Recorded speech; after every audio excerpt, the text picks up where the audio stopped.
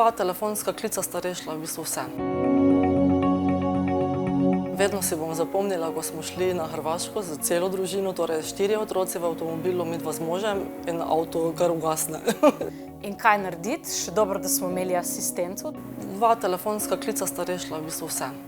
Zelo hitro so nam poslali pomoč, vse se je uredilo in smo prišli čisto vsi lepo domov, so nas pripeljali v stanovanje.